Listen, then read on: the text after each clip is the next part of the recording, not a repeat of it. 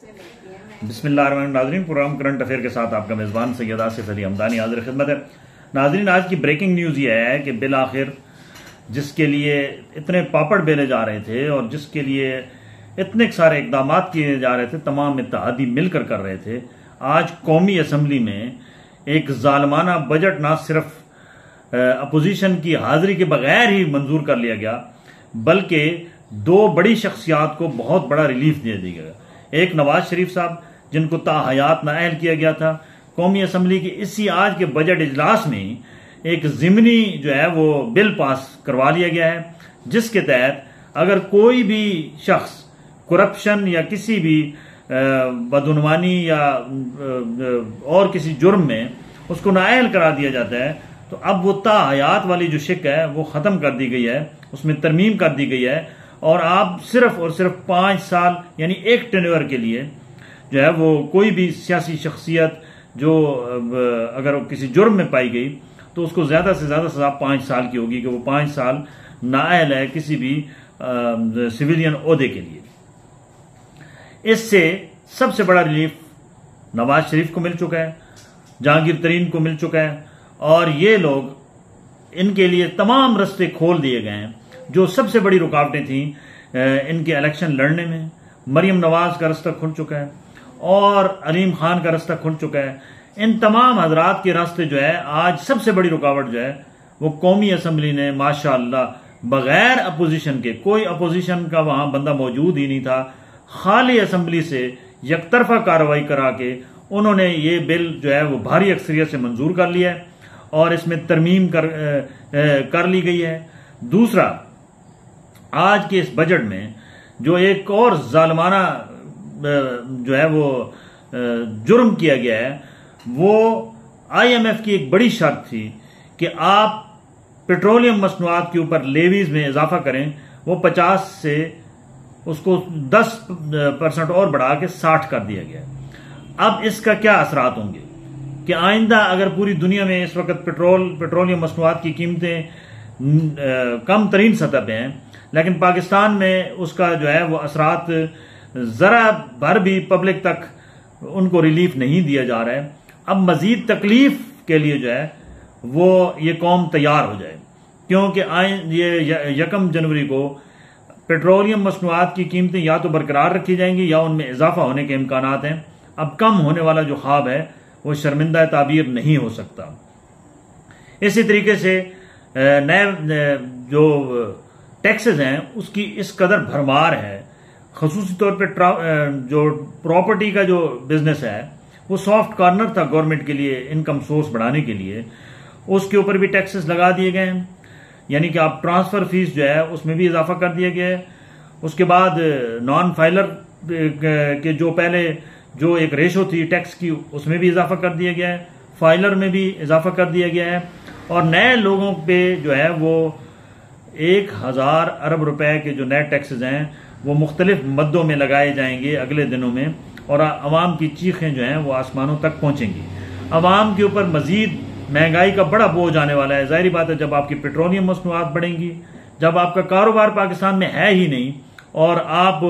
जो है वो टैक्स की भरमार करते रहेंगे, तो पहले तो पहिया चलाना चाहिए था मईशत का। मईशत जो डूबी हुई है उसको खड़ा करने के लिए कोई अमली इकदाम नहीं उठाए गए। सिर्फ और सिर्फ एक बात कही जा रही है कि किसी न किसी तरीके से IMF को राजी किया जाए, उनके पांव पकड़े जाएं, उनके आगे लेटा जाए और उनसे किस्त वसूली की जाए। और शायद ये ख्वाहिश अभी ख्वाहिश ही रहेगी, क्योंकि IMF ने इतना कुछ करने के बावजूद भी अभी भी कोई ग्रीन सिग्नल नहीं दिया है कि वो कब अगली किस्त जो है वो जारी करेंगे। नाज़रीन, इस मुल्क के साथ ये तमाशा आज से नहीं, गुज़श्ता कई अशरों से जारी सारी है और हमारे जो पब्लिक के अंदर इतनी बेहिस्सी और मायूसी है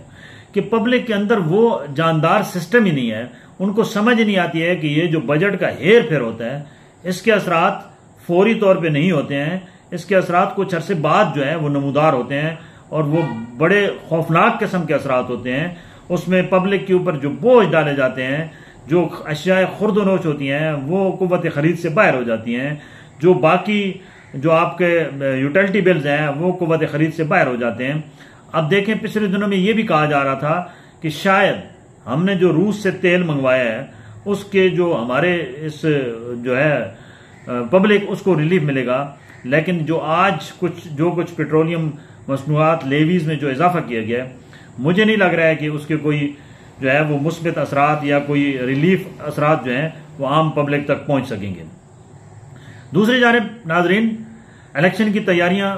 जोरों शोर से शुरू कर दी गई हैं और नवाज शरीफ को लाने के लिए तमाम रुकावटें जो हैं वो ख़त्म कर दी गई हैं। नवाज शरीफ इस वक्त दुबई में है और आज दुबई में उनको सरकारी प्रोटोकॉल के साथ जो है वो सुल्तान बिन नयान के महल में मुलाकात का एहतमाम किया गया है और वहाँ पे